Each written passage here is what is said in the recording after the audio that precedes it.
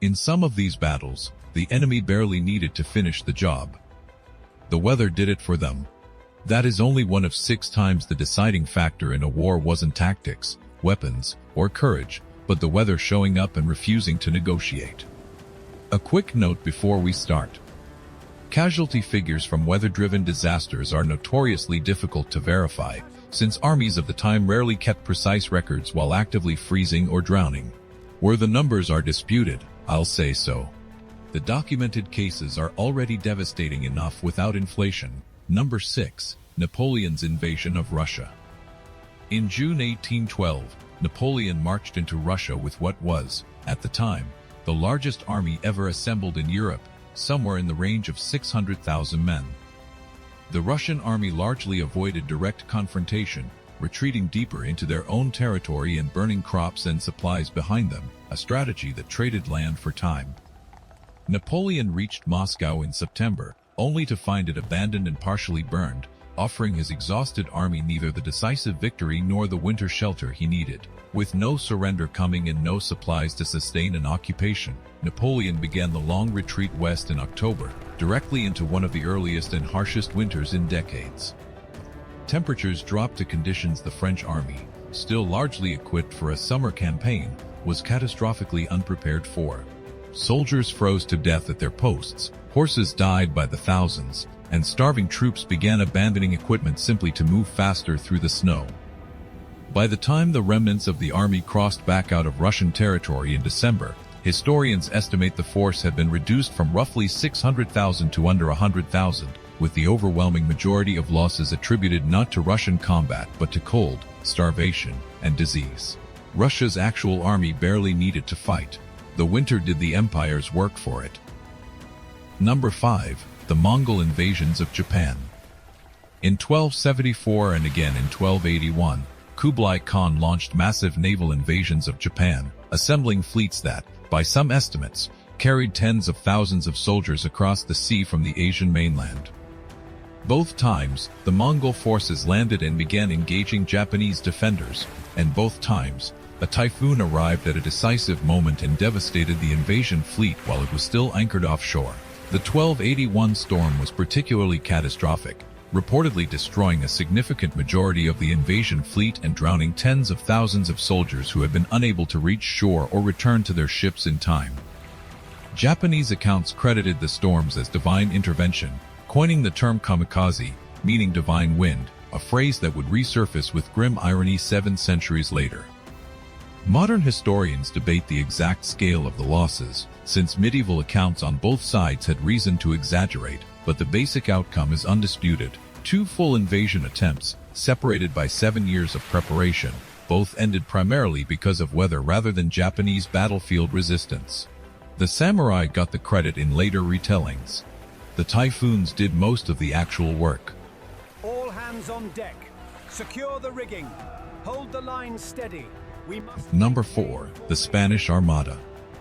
In 1588, Spain launched a massive fleet toward England intending to support an invasion force and end English support for Protestant rebels in the Spanish Netherlands.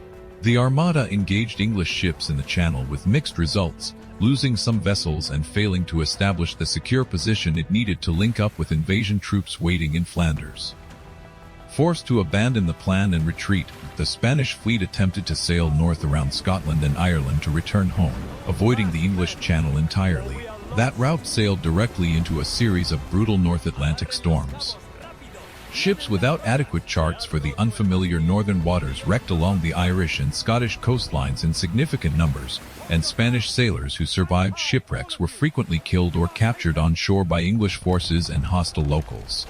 Of the roughly 130 ships that had departed Spain, historians estimate a substantial portion never made it home, with storm losses ultimately exceeding combat losses from a Channel engagement. England celebrated the victory as divine favor, which, given how much of the actual damage was inflicted by Atlantic weather rather than English guns, was not an entirely unreasonable interpretation.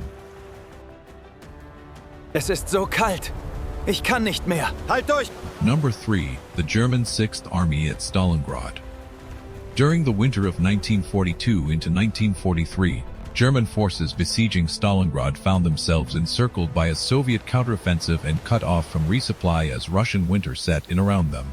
Temperatures fell to conditions the German army, despite fighting an already brutal campaign, was still severely under-equipped for, since supply lines had prioritized ammunition and fuel over winter clothing during the earlier stages of the advance. Frostbite casualties climbed into staggering numbers, with soldiers losing fingers, toes, and entire limbs to cold exposure even before combat wounds were factored in. Starvation compounded the crisis as the pocket's food supplies dwindled under siege. When the remaining German forces finally surrendered in February 1943, the Sixth Army had been reduced from roughly 250,000 men to under 100,000 prisoners, most in severe medical distress from cold and hunger rather than direct combat injury. The battle is remembered as a turning point of the war, decided by Soviet encirclement, but the winter closed the trap the Soviets had set and made escape functionally impossible regardless of German tactical decisions. Number 2. The Mongol invasion attempts and the Vietnamese monsoon campaigns. Kublai Khan's forces, fresh off their disastrous naval attempts against Japan, also launched multiple invasions into Vietnam during the same era. Mongol armies, built primarily around cavalry tactics that had proven devastating across the open steppes of Asia, repeatedly struggled against Vietnam's dense jungle terrain and, critically, its punishing monsoon season, which brought disease, flooding, and conditions that neutralized cavalry mobility almost entirely.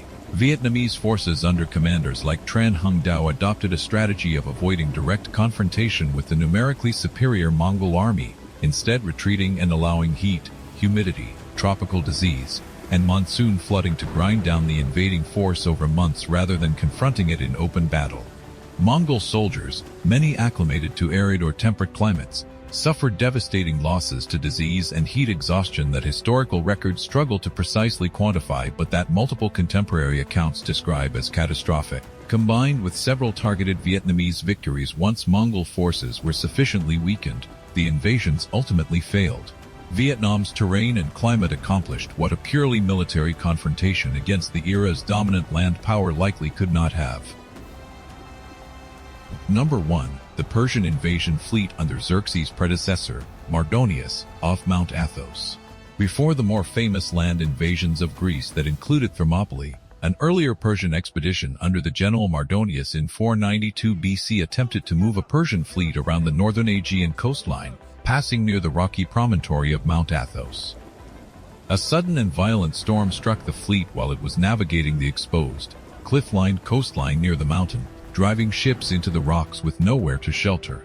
Ancient historical accounts, most notably from Herodotus, describe catastrophic losses, citing figures in the hundreds of ships destroyed and tens of thousands of sailors and soldiers drowned, though modern historians treat the specific numbers with appropriate skepticism given the source.